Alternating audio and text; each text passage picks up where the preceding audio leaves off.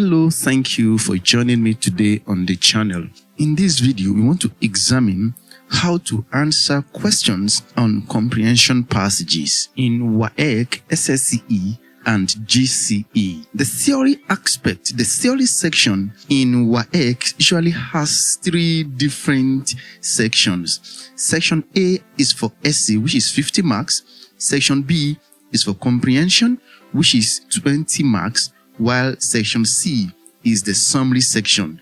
That one has 30 marks. Today we want to focus on section B, answering comprehension passages. We are going to be using questions from the 2025 WAEC SSCE English language as a guide in this video. Now, when you are about to write the WAEC English language, what are the types of questions you are supposed to be expecting in your comprehension passage? First, there will be direct questions.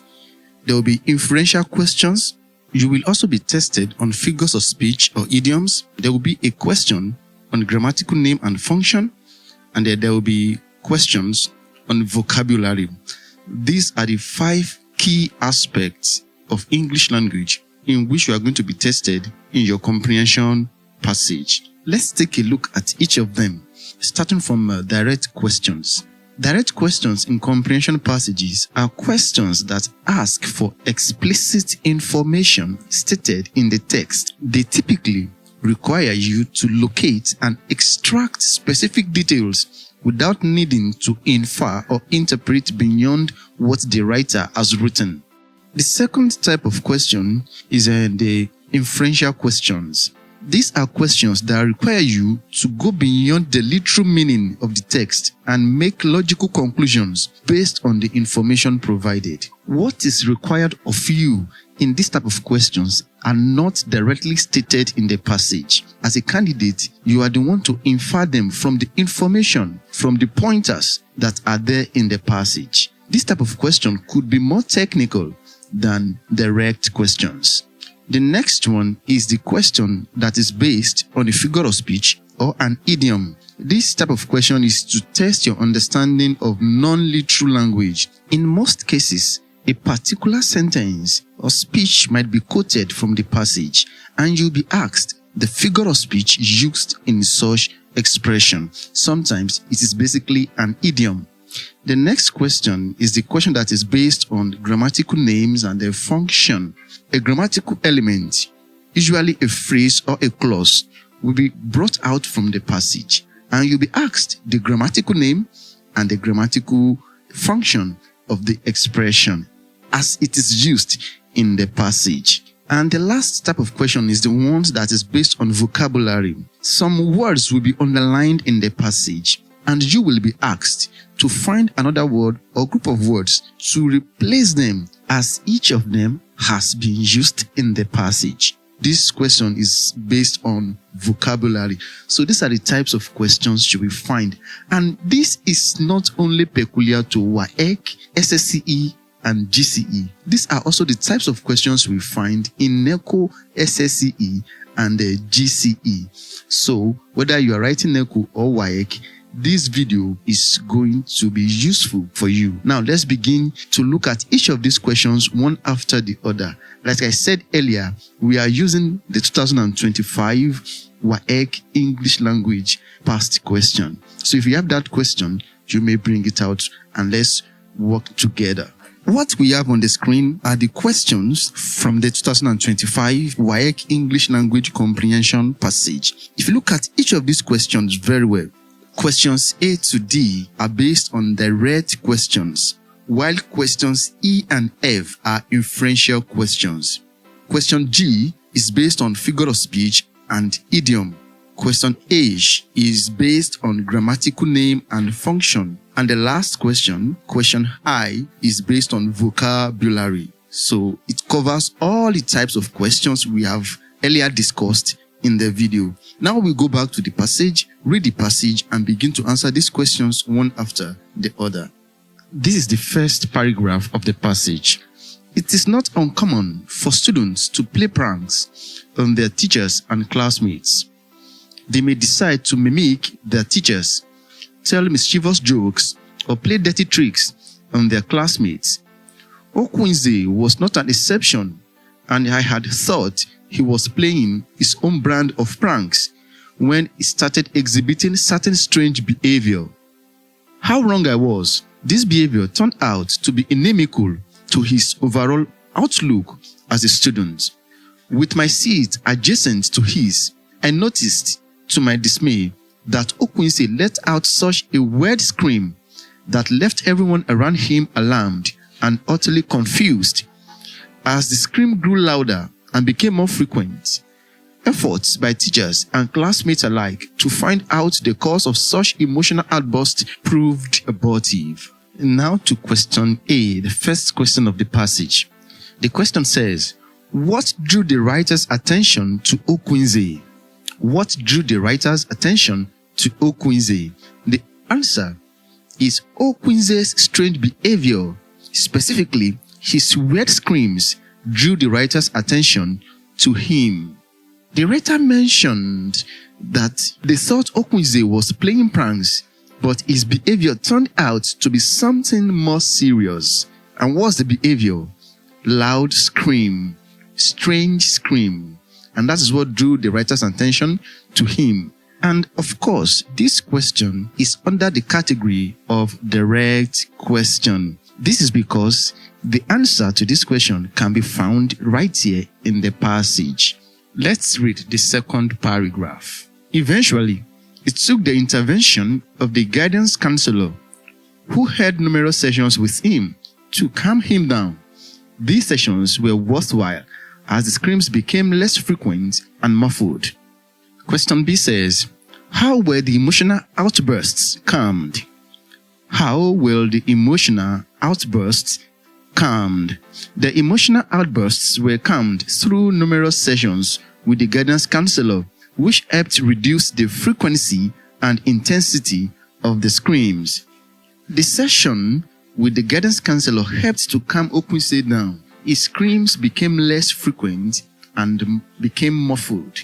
And of course, you are going to agree with me that this is a direct question, because the answer to this question is explicitly stated in the second paragraph. Let's go to the third paragraph.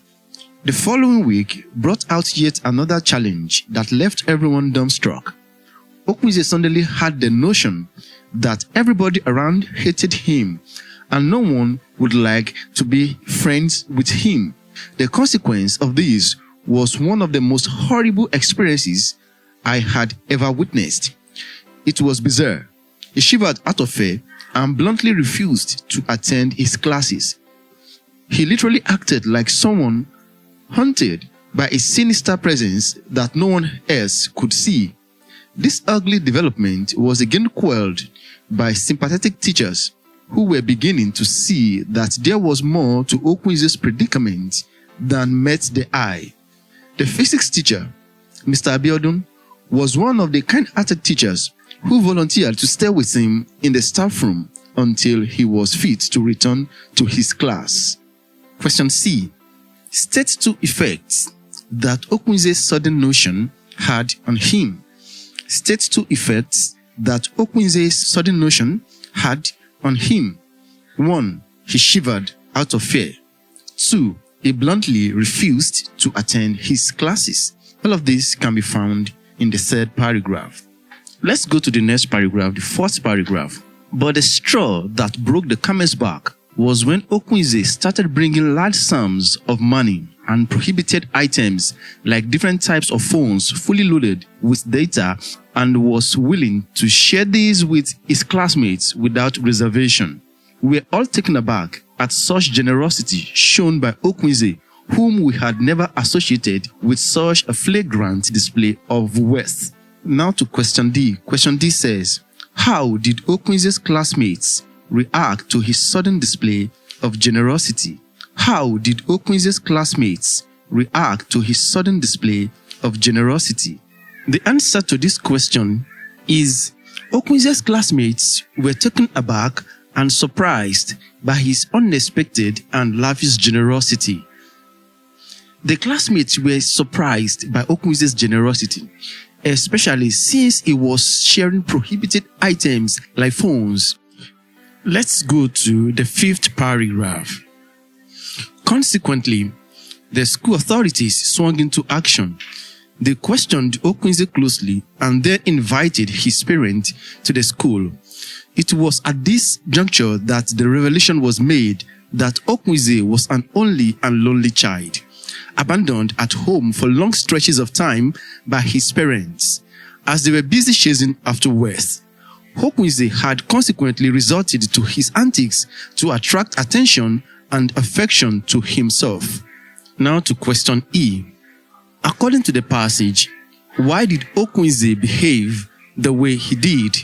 According to the passage, why did Okwinze behave the way he did? Somewhere in the 5th paragraph, we can infer that Okwinze behaved that way because he was a lonely child, abandoned at home for long periods by his parents who were busy chasing wealth.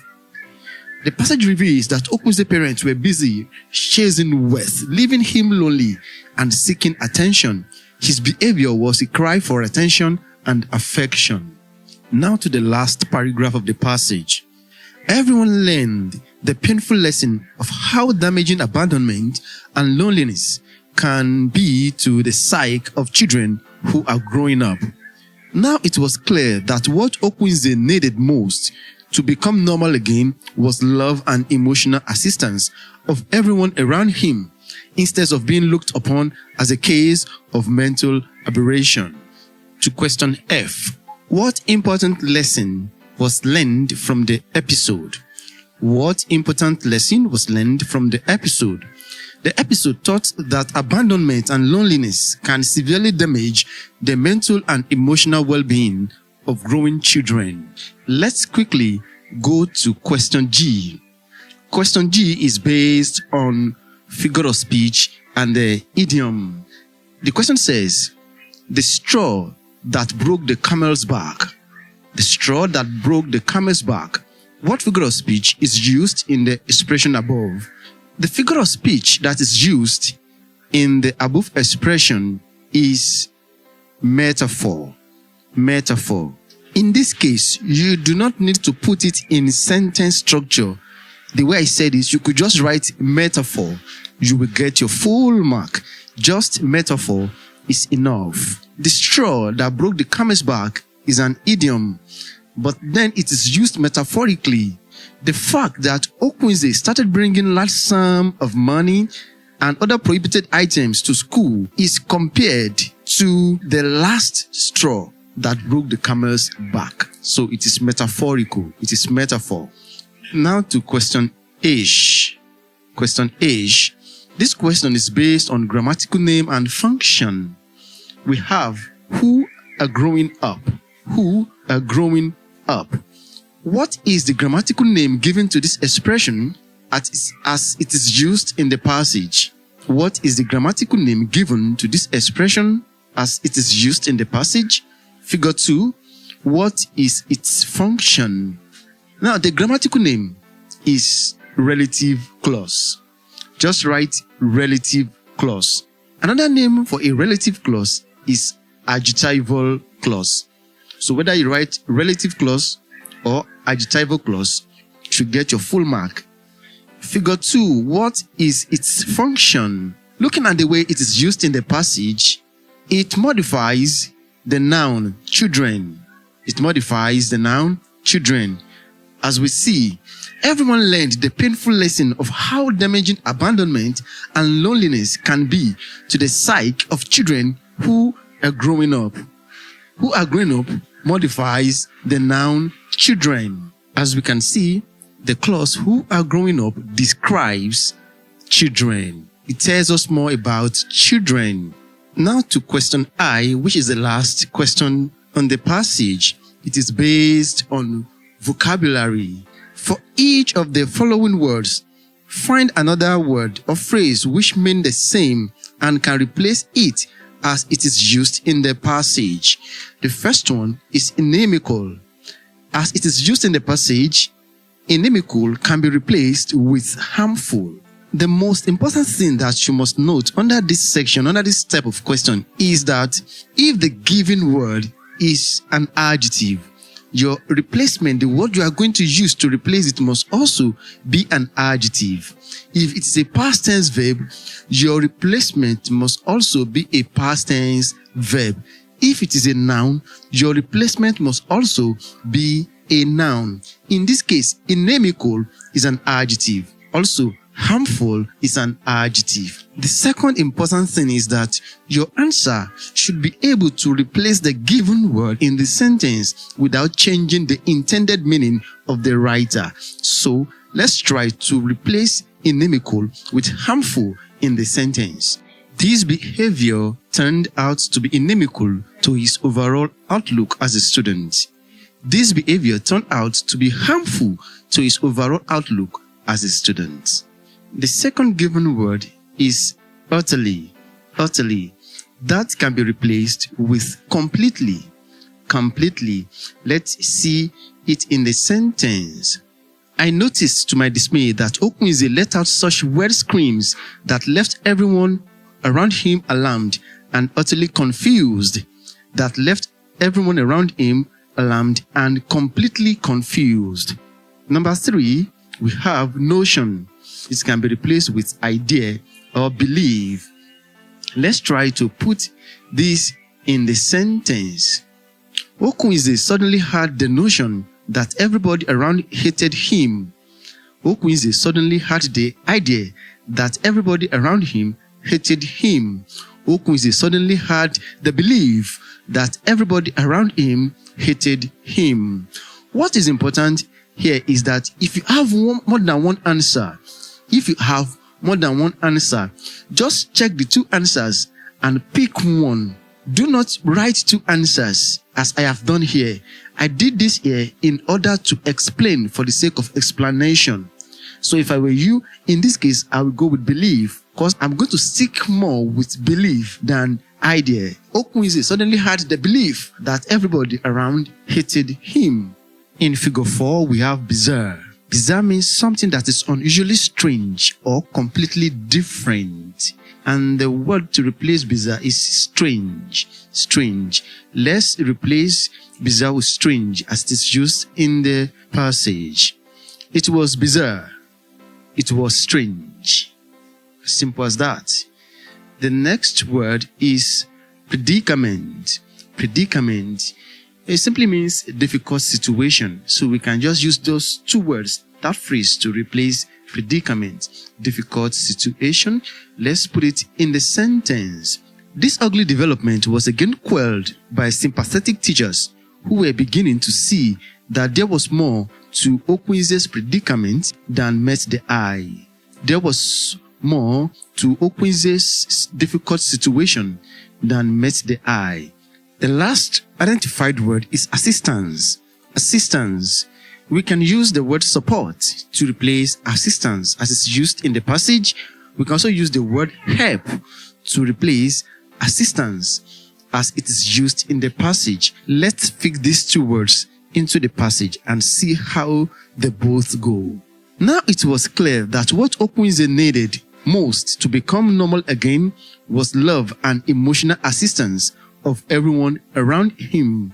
Now it was clear that what Okunze needed most to become normal again was love and emotional help of everyone around him. After help, we also identified support. Okay, I think support is even better than help. Now it was clear that what Okunze needed most to become normal again was love and emotional support of everyone around him. As I've told you before, whenever you have two answers, just go for the one that you think is better. Whenever you have two answers, go for the one that you think is better. In this case, I would go for support because support sounds better and support relates better to the discussion. Now it was clear that what Okunze needed most to become normal again was love and emotional support of everyone around him. So guys, I believe it has been a very impactful lesson. This is where we shall be dropping the curtain as far as this topic is concerned. Do well to subscribe to the channel. If you have any question, drop it in the comment section. See you some another time. Bye-bye.